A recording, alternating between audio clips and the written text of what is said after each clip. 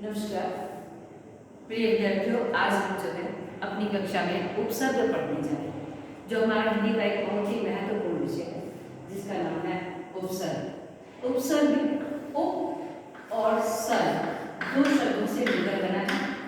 उपसर्ग उप का अर्थ होता है समी, उप का अर्थ क्या होता है समी, और सर्ग का अर्थ होता है रचना, किसी चीज को बनाना।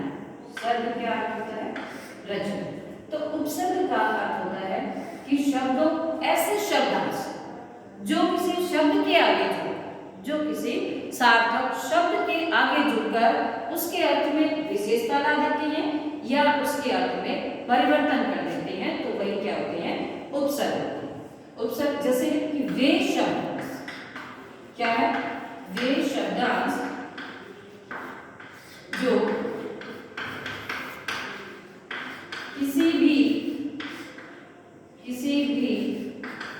सार्थक शब्द व शब्दांश में जुड़कर शब्द व शब्दांश के आगे लगकर उसके अर्थ में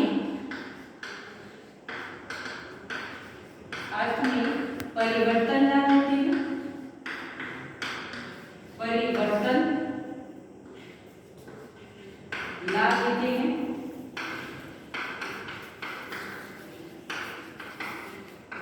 या उसके अर्थ में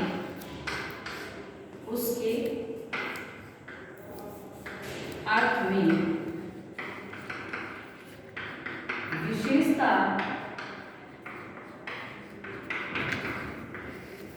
उत्पन्न कर देते हैं।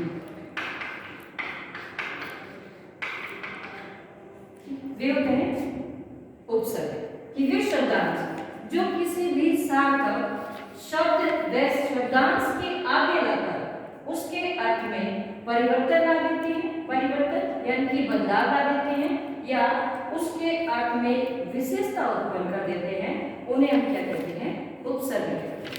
उदाहरण देखें तो उदाहरण के लिए जैसे है हमारे पास एक छोटा सा एक्टिविटी है आपके लिए।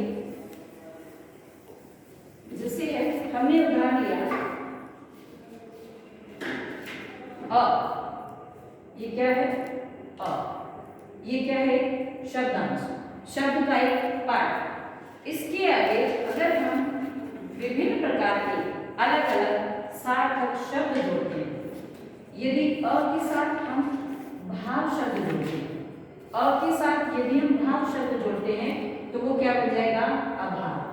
भाव मतलब मूल्य, कीमत, और अ जब जुड़ जाता है तो अभाव, अ मतलब अभाव यानी कि कमी, तो उसके अर्थ में क्या हो जाता है बदलाव।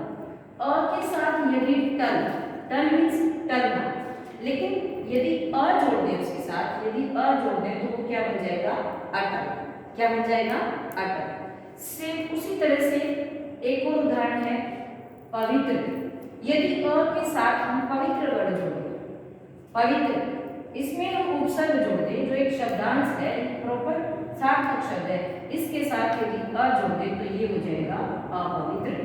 तो आपने देखा कि ये एक छोटा सा शब्दांश है जो हमारा उपसर्ग है, जो अलग अलग शब्दों के सार्थक शब्दों के साथ जुड़ जाने से उनके अर्थ में बदलाव ला देता है, वही क्या होते हैं हमारे उपसर्ग।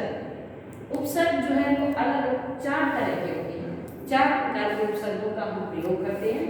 सबसे पहले है हमारा संस्कृत के उपसर्ग, नंबर 1 संस्कृत के उपसर्ग, नंबर 2 है हमारे हिंदी के उपसर्ग, हिंदी के उपसर्ग, नंबर 3 है हमारे उर्दू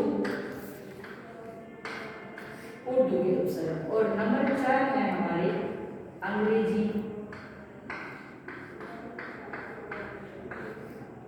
उपसर्ग। ठीक है, संस्कृत उपसर्ग, मैं आप उपसर्ग को शॉर्ट बदल देती हूँ, संस्कृत उपसर्ग, हिंदी उपसर्ग, इसके साथ साथ उर्दू के उपसर्ग, और नेक्स्ट है रेजिड्यू। तो इन 4 प्रकार के हम जो है उपसर्गों का प्रयोग करते हैं। उपसर्ग, सबसे पहले हमें उपसर्ग के लिए 4 चीजें मेन है, मुख्य है, जो हमें याद रखनी है। 4 पॉइंट यदि हम याद कर लेते हैं तो हमें उपसर्ग की अपने आप से ही पहचान रहती है। उपसर्ग का अपना मीनिंग होता है। सबसे पहले है कि उपसर्ग भी अपने आप में सार्थक जो है वो शब्दांश होता है। उपसर्ग का अर्थ होता है, क्या होता है? अर्थ होता है, ठीक है। इसके साथ ही सेकंड पॉइंट है हमारा कि उपसर्गों में संधि का नियम लागू होता है। उपसर्गों में संधि का नियम भी लागू होता है, ठीक है। नियम भी लागू होता है। इसका थर्ड पॉइंट है कि उपसर्ग जो है शब्दांश होते हैं। उपसर्ग क्या है? उपसर्ग शब्दांश होते हैं, शब्द का अंश, शब्द का पार्ट, यानी कि पूरा शब्द नहीं होता है, शब्दांश होते हैं, ठीक है। फिर उपसर्ग का अपना मीनिंग अर्थ होता है। उपसर्गों में संधि का नियम भी लागू होता है। उपसर्ग शब्दांश होते हैं, ठीक। तो इस प्रकार से ये हमने आज जो है वो उपसर्गों के बारे में पढ़ा। इनके सब पार्ट्स हैं जिन्हें हम संस्कृत, हिंदी, उर्दू और अंग्रेजी में पढ़ते हैं, तो इनको हम अपनी नेक्स्ट वीडियो में पढ़ेंगे। आज का इतना ही, धन्यवाद।